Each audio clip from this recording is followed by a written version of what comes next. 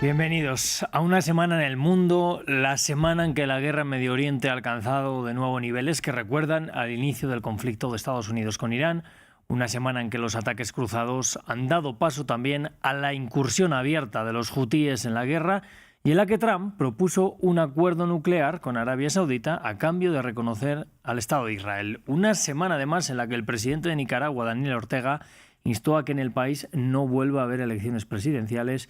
Y una semana también en la que se cumple un mes de los terremotos en Venezuela, que dejaron hasta el momento más de 5.000 muertos y varios miles de desaparecidos. ¿Ha perdido Trump el curso de la guerra? ¿Cómo entender ese acuerdo con Arabia Saudita? ¿Y se da por cerrada la democracia en Nicaragua? Bueno, para analizar todo esto nos acompañan hoy aquí en el estudio Hugo Santiago Caro, él es periodista de la sección del Mundo en El Espectador. Alba Sanz Torres, también periodista especializada en internacional del periódico El Confidencial en España, y Pablo Andrés Quintero, él es politólogo y analista internacional que nos acompaña desde Venezuela. Antes de entrar de lleno en el programa, les recuerdo que pueden comentar en redes sociales con el hashtag France24-ES y escuchar tanto este como otros episodios en Apple Podcasts, Spotify, Deezer y TuneIn. Ahora sí comenzamos con esta guerra en Medio Oriente que abre definitivamente otro frente con la entrada en juego de los hutíes, que han vuelto a atacar barcos en el Mar Rojo, alternativa de salida de petróleo ahora mismo al estrecho de Hormuz, que según Irán está cerrado. Entre tanto, siguen ataques cruzados entre Estados Unidos e Irán y ha habido una noticia que ha sorprendido a todos. Trump le ofrece a Arabia Saudita un acuerdo nuclear, eso sí, de uso civil, a cambio de unirse a los acuerdos de Abraham y reconocer a Israel. Voy a empezar con Hugo, ya que lo tenemos en el estudio. Bienvenido aquí a France 24, Hugo. No sé, a priori parece complicado que acepte Arabia Saudita reconocer a Israel, porque siempre ha estado diciendo que no lo va a reconocer hasta que no haya un camino real, plausible, hacia un Estado palestino. Pero quizás ahora mismo podrían ser más pragmáticos debido a la amenaza de Irán que tienen también pues al otro lado de sus costas. Desde luego ha sorprendido este anuncio. Hola Rodrigo, para todos un saludo. Y sí, sin duda, mientras te escuchaba recordaba que supeditar los acuerdos que están teniendo Arabia Saudita y Estados Unidos a los acuerdos de Abraham, que son estos que datan de la primera administración de Trump, surge después de que anunciaron los acuerdos nucleares. Es todo muy al estilo Trump, surge a través de Truth Social, y esto inicialmente, según pues hemos conocido, no estaba pactado dentro de lo que se dio dentro de las negociaciones de alto nivel diplomático y viene mucho después. Yo creo que eso realmente pone un poco en entredicho el éxito de este programa que inicialmente está pactado a 30 años, ¿no? Para el desarrollo nuclear, pues entre comillas, como ya lo decías, no armamentístico de Arabia Saudita. Pero lo que hace, yo creo que a la larga, como la entrada de los hutíes y todo, es enredar y tensar un poco más todas estas cuerdas tan enredadas que siempre tiene que ver todo lo que es la situación geopolítica, nuclear y armamentística en Oriente Medio. Pero es muy interesante lo que nos indicas, es un acuerdo a largo plazo. Me quiero ir hasta España para hablar con Alba. También, Alba, bienvenida, gracias por estar con nosotros. Parece que podría darse quizás la posibilidad de que a futuro esto fuera más allá de ese uso civil. En principio en Estados Unidos, claro, saltaban las alarmas. ¿Qué es lo que se está pactando? Porque si no queremos que Irán llegue a enriquecer uranio, no estaría bien visto, desde luego, en la región que lo hicieran otros. Pero puede ser un primer paso para decirle a Irán, ojo, que aquí, cerca de tus costas, también va a haber alguien con cierta capacidad. Sí, evidentemente esa lectura es totalmente correcta, es una especie de intentar equilibrar otra vez, ¿no?, la balanza de poder regional que estamos viendo ya simplemente con la guerra en Irán y entre Estados Unidos e Israel. El estrecho, por ejemplo, el estrecho de Hormuz, que ahora actualmente, como dices, y según Irán se mantiene cerrado, es por donde transitar 20% de ese petróleo, ¿no? Y es una forma de hacer palanca de Arabia Saudí al final, que es uno de los principales exportadores de petróleo. No le viene nada bien que este estrecho esté cerrado y aprobar o acordar este tipo de acuerdo nuclear, pues es una forma de decir a Irán que también tienen este rival regional que siempre ha sido históricamente, ya tanto como por la religión, ¿no?, como a nivel político, por ese afán de hacerse con el poder de la hegemonía regional. Pues ahora, si le sumamos este acuerdo nuclear, podemos preguntarnos por qué Arabia Saudí sí y por qué Irán no. y evidentemente la respuesta está en que Arabia Saudí es aliado de Estados Unidos y Irán obviamente no lo es. Es uno de los principales también enemigos de Estados Unidos, por decirlo, ¿no? En estas últimas décadas. También sabemos que Donald Trump en esta segunda administración ha intentado apuntarse muchos tantos políticos, ¿no? Muchas victorias políticas. Ya en su primera administración, con la firma de los acuerdos de Abraham, fue una de sus primeras victorias diplomáticas, ¿no? Que fue la primera vez que se normalizaron esas relaciones entre Israel, entre Emiratos, entre Marruecos también, y entre Bahrein, y que Arabia Saudí forme parte de estos acuerdos, pues para Trump sería una victoria diplomática que podría vender y que, como estamos acostumbrados a verle en esta también segunda administración, pues es uno de sus principales objetivos. Así que es una forma de decirle a Irán que, bueno, si ese plan nuclear, que Estados Unidos tampoco ha conseguido acabar con él, ni tampoco ha conseguido hacerlo Israel, pues podría llevarse a cabo también en Arabia Saudí. Como dices, públicamente podría ser un material nuclear que estaría empleado en uso civil, pero no sabemos hasta qué punto podría desarrollarse más a la larga, porque recordemos que Arabia Saudí no forma parte no es firmante, ¿no? de los tratados que hacen y que estipulan que no puede hacerse esta proliferación nuclear. Entonces, nada garantiza que Arabia Saudí no pueda construir o no pueda hacerse con una bomba, por decirlo de algún modo, ¿no? En la región. Claro. Hugo, querías decir algo también. Sí, en concreto, ahora que escuchaba a Alba, cuando decía que Arabia Saudita sí porque es aliado, pero Irán no porque no lo es, me llamaba mucho la atención leyendo sobre este tema durante la semana el caso de Corea del Sur, que es uno de los aliados de muy vieja data de Estados Unidos y que lleva desde los años 70 intentando que Estados Unidos le apruebe el enriquecimiento de uranio de la misma forma que se lo está aprobando ahora a Arabia Saudita. Se han supeditado, por supuesto, a todas las regulaciones y todas las inspecciones de la OEA, que es el organismo nuclear de la ONU, y nunca han logrado que Estados Unidos, por la vía diplomática o negociaciones, le apruebe de cierta forma un programa de enriquecimiento de uranio de uso doméstico, como el que le aprueban ahora a Arabia Saudita, pero como si se lo están haciendo ahora a Arabia Saudita. Corea del Sur, por supuesto, ha comentado que no se va a meter en esto, no va a hacer comentarios, pero sí dicen que están observando muy de cerca la situación, pero de nuevo muestra como ese rasero y ese pragmatismo que mencionabas al principio de la discusión.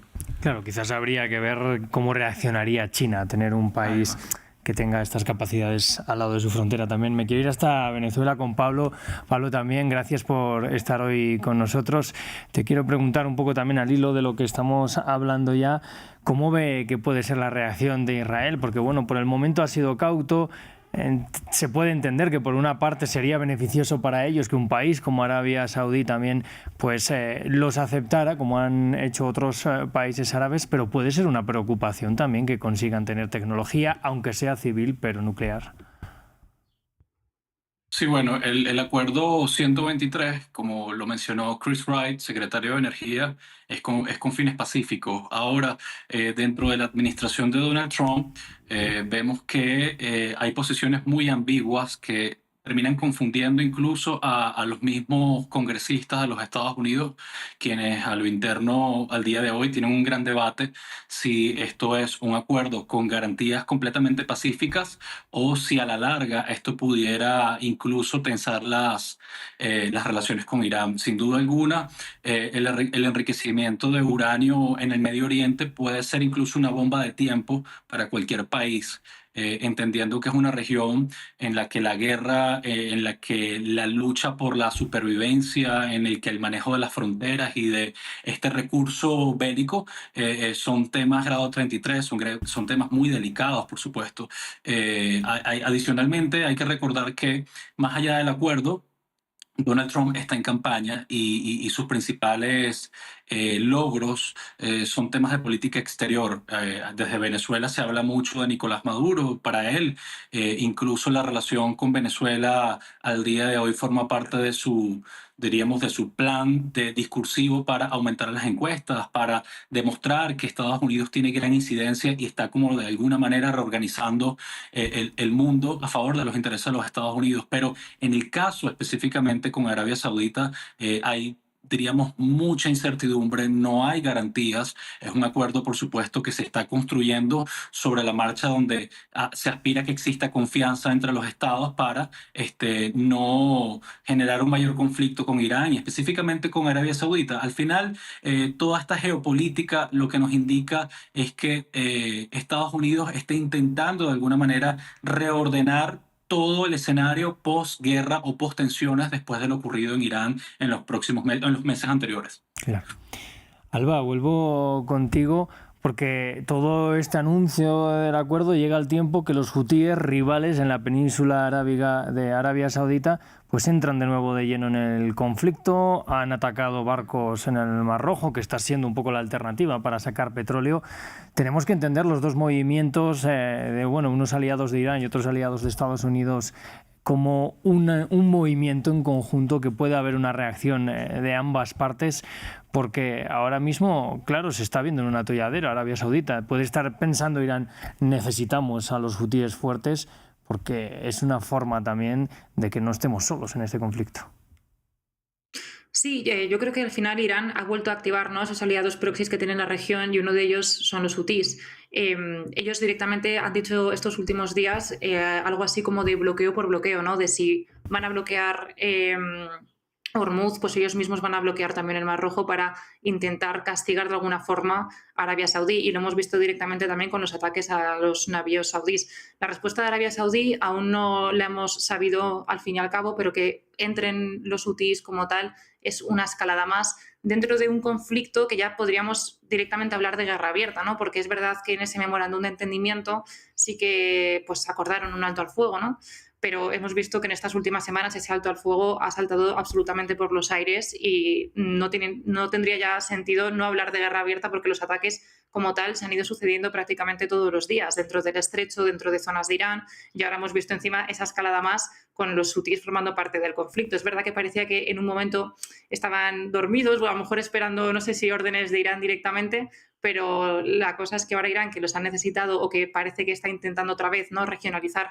el conflicto, ya no solo llamando a sus aliados proxies, ¿no?, sino atacando directamente a bases estadounidenses en la región, como hemos visto, ¿no?, con la muerte de los 3 soldados militares que fue el fin de semana pasado en Jordania y en Irak.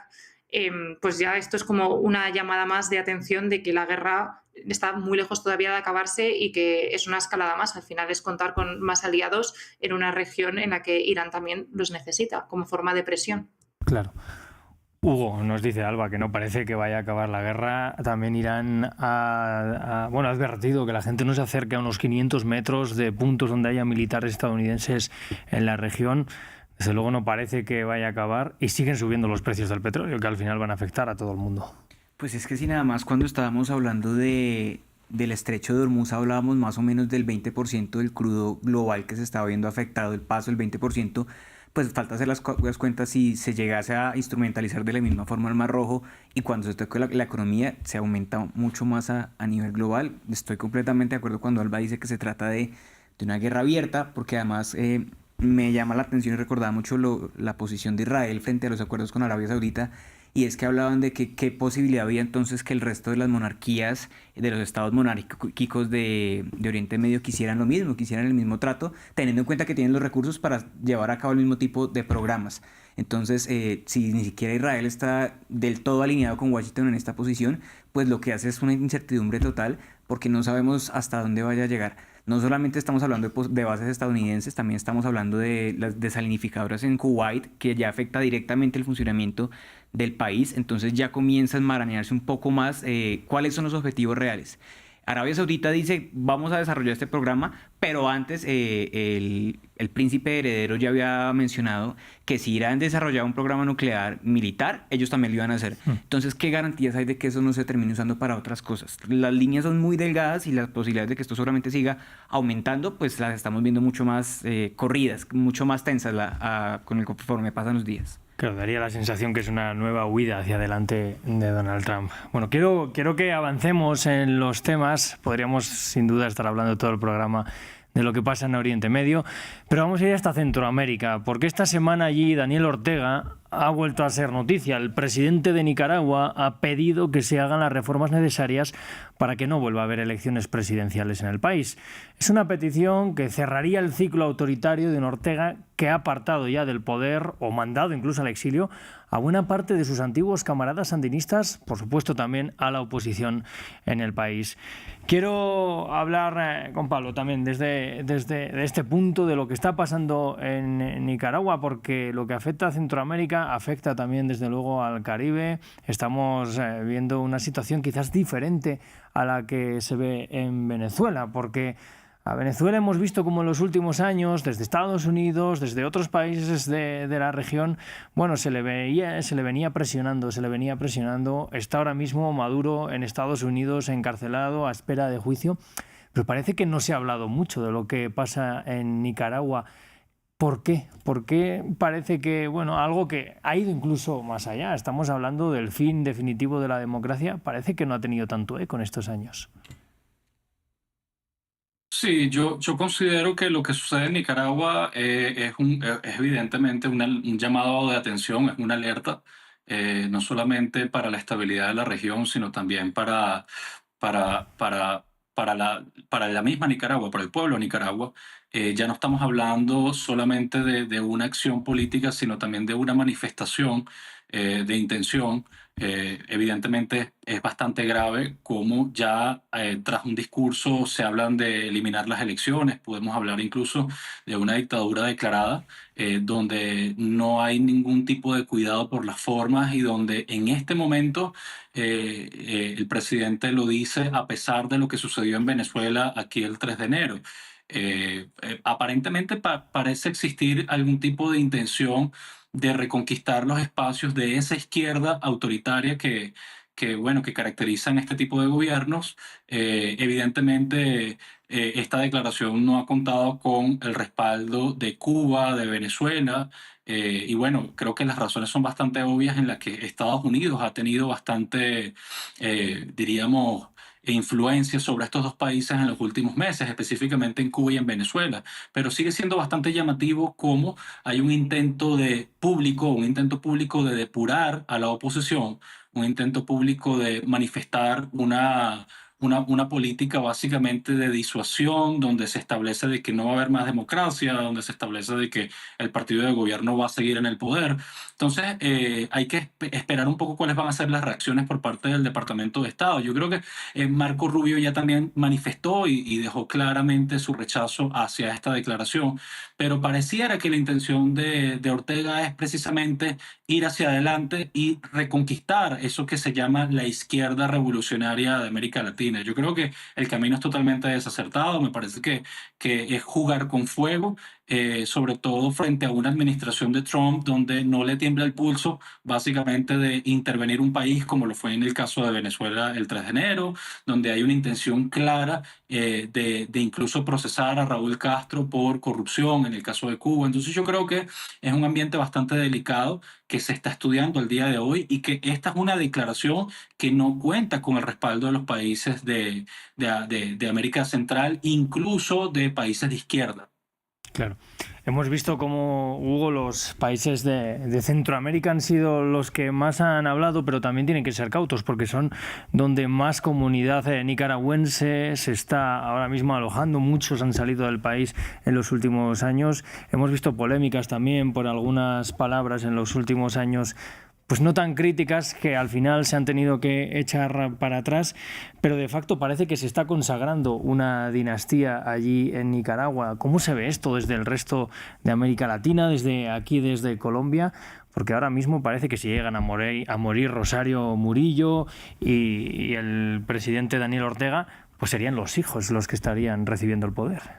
Pues naturalmente yo creo que es más como la consolidación, porque la pregunta que yo creo que habría que hacer sobre el caso nicaragüense, y más teniendo en cuenta las palabras de Daniel Ortega, es que cambia realmente que no hayamos visto ya en Nicaragua. Creo Claro. que la cuenta va más o menos 450 exiliados entre periodistas, entre religiosos, religiosas. Recordemos que desde las protestas de 2018 Nicaragua convirtió a la Iglesia Católica en un objeto de persecución. La Compañía de Jesús, los jesuitas están prácticamente operando desde El Salvador, para poner solamente como una idea sobre la mesa.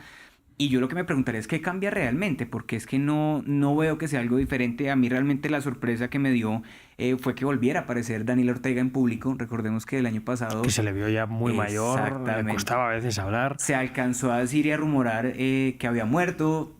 Comenzó a tomar mucho más protagonismo Rosario Murillo, pero en este nuevo aniversario de la Revolución Sandinista vuelve a aparecer y pues aparece de cierta forma dando como un golpe en la mesa. Pero yo sí creo que es más como la formalización de un modelo que ya está más que instaurado, pues en Nicaragua las cosas funcionan así hace mucho tiempo. La prensa funciona desde el extranjero, los que no están en Estados Unidos están operando desde Costa Rica, desde otros países vecinos a Nicaragua, un poco lo que pasa también en El Salvador, con medios como El Faro que operan prácticamente en el extranjero, y es más eso la formalización. No veo que haya, como lo dices, además de pues la sucesión, digamos que un poco haciendo el paralelo con lo que hablamos ahora del príncipe heredero en Arabia Saudita, una sucesión un poco monárquica y de herederos, porque pues todos los compañeros del Frente Sandinista, la mayoría también han sido objeto de la persecución y sido procesados. Su propio hermano, incluso. Exactamente, entre otras figuras. Claro. Entonces yo creo que es más como la formalización de esta figura muy autocrática, por no decir, como ya lo decían, rozando un poco, si no es que consolidando una figura casi que dictatorial. Claro. Bueno, Alba, estamos hablando desde la región, yo no sé cómo se ve, bueno, yo soy español también, pero vivo en América Latina, pero cómo se ve desde el otro lado del Atlántico, porque parece difícil, ¿no?, imaginarse ahora mismo un país que además queda prácticamente aislado cuando Venezuela y Cuba tienen el yugo prácticamente de Estados Unidos, como nos decía Pablo, no han reaccionado y es por una razón bastante clara. Lo que está pasando ahora en América Latina es un cambio de rumbo que ahora mismo parece que Daniel Ortega quizás también está reaccionando a esto. Sí, yo creo que estos últimos años, y sobre todo el del año 2026, ha sido un punto de inflexión, ¿no?, para la política en general en América Latina y en Centroamérica también. Hemos visto cómo desde la llegada de Trump, los países pues, como por ejemplo hablábamos antes de Venezuela, pues se han visto evidentemente muy afectados por su política, como pudimos ver simplemente en enero con la captura de Nicolás Maduro, ¿no?, y llevarlo directamente a Nueva York. Eso también, en mi opinión, yo creo que lanzaba un mensaje muy claro, y es que todas esas también dictaduras, sobre todo de izquierdas, que evidentemente no compartían unos lazos sólidos tampoco con Estados Unidos, ni mucho menos, ¿no?, con la administración Trump ni con el republicanismo como tal dentro de Estados Unidos, pues es una forma de lanzar un mensaje de aquí también está Estados Unidos, y ahora con esta política exterior cada vez más expansionista parece que Trump no ha querido no dejar huella también en eso.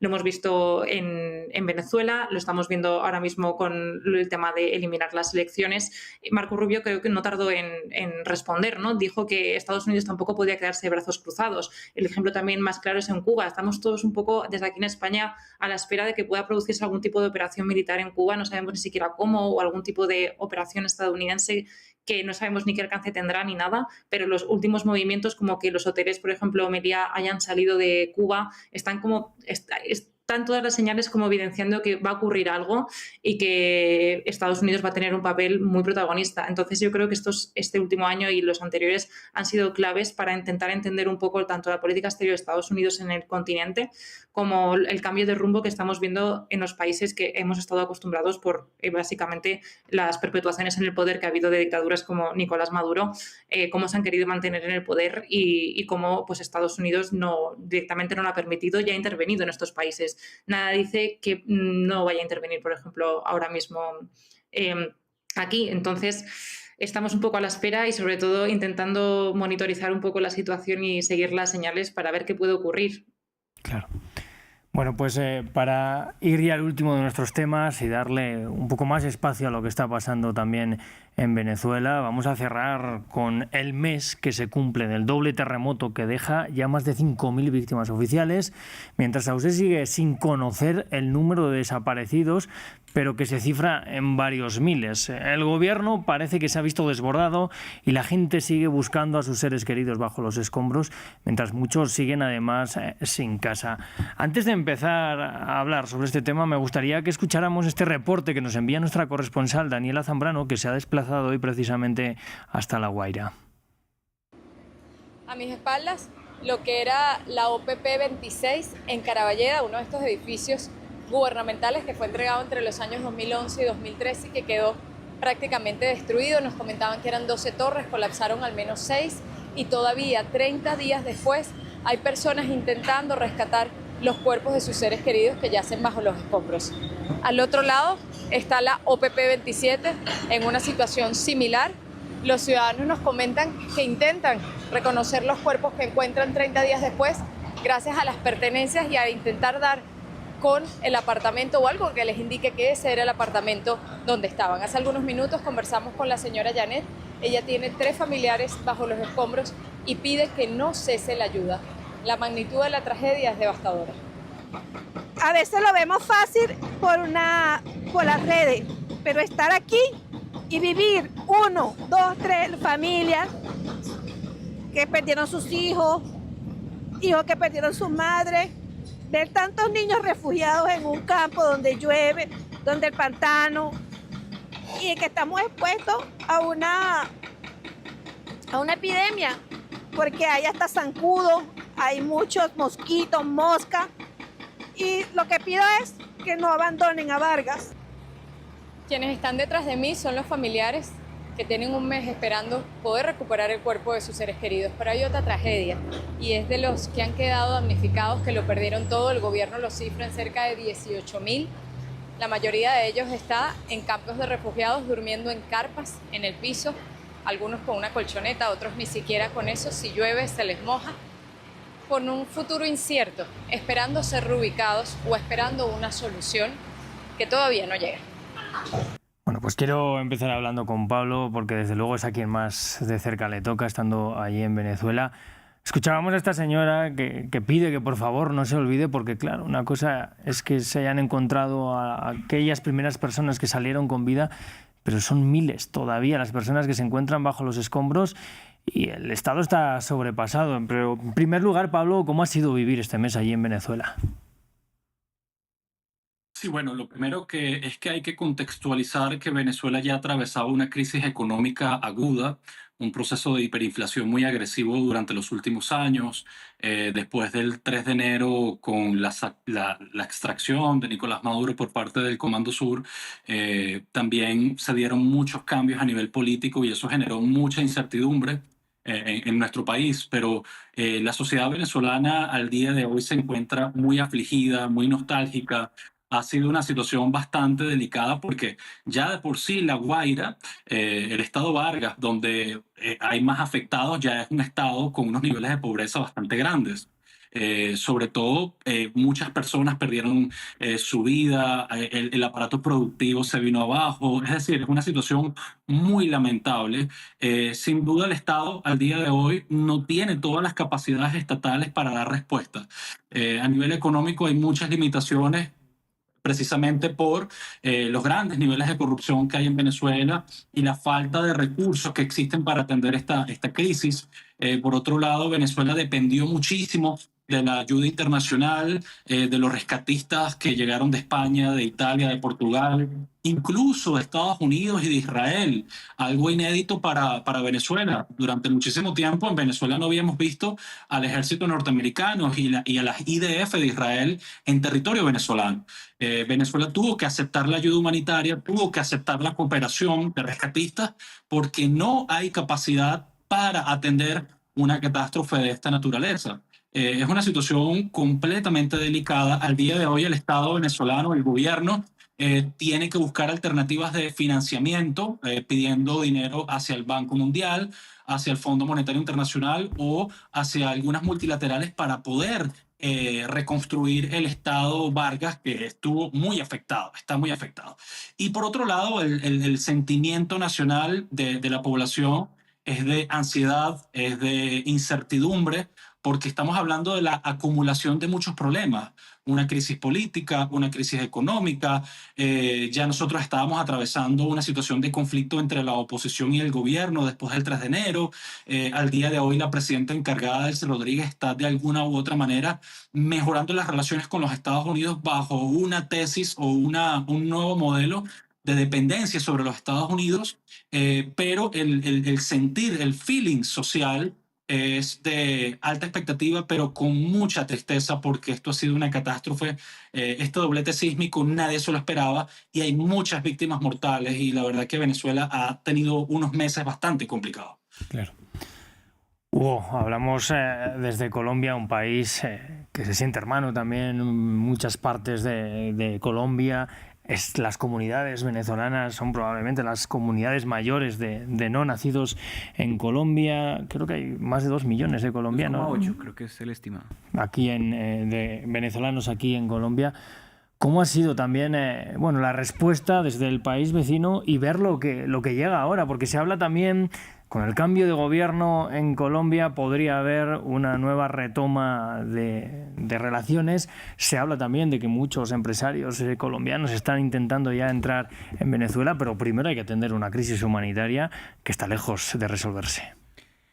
Pues Rodrigo, para poner un ejemplo muy puntual, tan pronto se llevan a Nicolás Maduro el 3 de enero, el primer referente que nosotros tuvimos como medio de comunicación fue estar pendiente de los puentes internacionales que hay entre Colombia y Venezuela, porque la migración entre Colombia y Venezuela siempre es un termómetro de lo que puede ir pasando. Especialmente en Cúcuta, en el norte de Cúcuta, Colombia. exactamente, Cúcuta y todo el norte de Santander, que es el estado que comunica con Táchira, que es propiamente el estado fronterizo. La migración y el movimiento por esos puentes siempre es como el termómetro para ver quién viene, quién se devuelve. No hubo mucho movimiento, pero sin duda cuando pasa todo este terremoto, claro, obviamente, La Guaira y Caracas están un poco más hacia el mar Caribe, de lo que está hacia la frontera con Colombia, pero siempre es como ese termómetro. Por ahora eso está tranquilo. Frente al nuevo gobierno, sí, eso sí es una incógnita, porque si bien Pablo ya mencionaba que cómo funciona el gobierno interino en Venezuela está muy supeditado a la voluntad de Estados Unidos y se quiere muy supeditado a la visión de Marco Rubio, medios en Estados Unidos hablaban mucho de cómo, entre comillas, está gobernando por WhatsApp Venezuela con la presidenta Delcy Rodríguez. Pues el presidente Abelardo de la Espriella ha dicho que se va a alinear completamente con lo que diga Washington frente a Venezuela, con uno de sus vecinos más cercanos. Van a hacer lo que diga Washington, mientras yo personalmente creo que mientras Venezuela, Delcy o el gobierno que esté ahora, que también estamos hablando de una transición democrática o de la posibilidad de que empiece una transición democrática en Venezuela bajo el tutelaje de Estados Unidos, mientras estén alineados con Washington, no creo que vaya a haber una mayor disonancia, porque va a ser muy pragmático. A la larga, de lo que siempre se ha pedido en estas relaciones es que tengan en cuenta que son miles de kilómetros de frontera, más de 2,8 millones de venezolanos viviendo aquí en Colombia. Lo que importa es un pragmatismo que mantenga que no vivamos una crisis como la que vimos hace 10 años cuando hubo tanto flujo migratorio, y pues que hoy todavía aquí en Bogotá y en las calles se ve cómo viven los venezolanos acá en Colombia, por fortuna. Y de a poco se ha podido ir normalizando esa situación, pero lo que importa es un pragmatismo que permita que las cosas en ambos países funcionen. En Cúcuta es increíble ver la cantidad de comercio que todavía se mueve a pesar de que las fronteras permanecieron cerradas muchos años durante el gobierno de Iván Duque.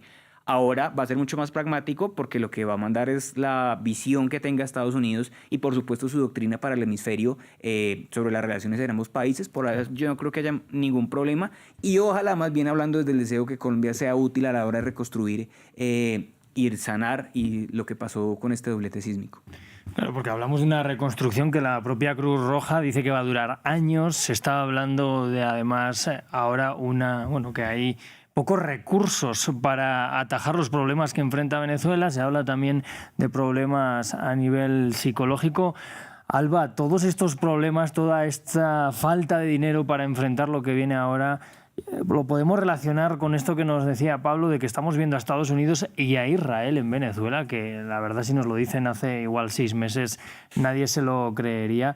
¿Va a acelerar el proceso de cambio, crees, que estaba llevando Venezuela? Pues yo creo que esa es una de las grandes cuestiones ahora. No sé si ahora mismo está en el horizonte, en ese plazo más corto, ¿no? Hablar tanto de transición democrática o transición política, porque creo que lo que los venezolanos quieren ahora y lo que necesitan es que haya una reconstrucción plena, que todos los daños que se hayan producido por los terremotos pues puedan remediarse. Hoy creo que las asociaciones civiles, ¿no? Porque también hay que diferenciar entre los datos ofrecidos por el gobierno y los datos ofrecidos por las plataformas civiles que son independientes, hablan de 40.000 desaparecidos. No se sabe exactamente todavía con qué números, ¿no?, de fallecidos hay, porque no se puede hacer todavía esos trabajos de desescombro. Hay todavía cuerpos, ¿no?, debajo de los edificios, debajo de las ruinas. Es probable que Estados Unidos en esta crisis, ¿no?, pues quiera también a lo mejor acelerar ese proceso y que todavía tenga más influencia dentro de un país que ya la tiene, ¿no?, porque lo vimos directamente con la salida de Maduro y con la puesta de Delcy Rodríguez, que era una de esas manos derechas además, ¿no?, de Maduro. Pues ahora mismo Estados Unidos parece que tiene un control efectivo dentro del país. Lo que pasa que este terremoto, como hemos dicho, este doble terremoto, no se lo esperaba nadie.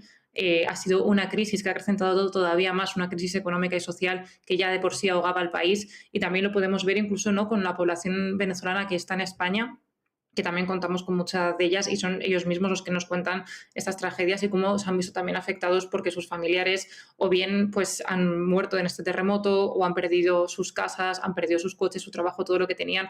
Ahora también la pregunta es, con estos venezolanos que han perdido todo, ¿qué va a ocurrir con ellos? ¿Qué tipo de recursos económicos van a tener?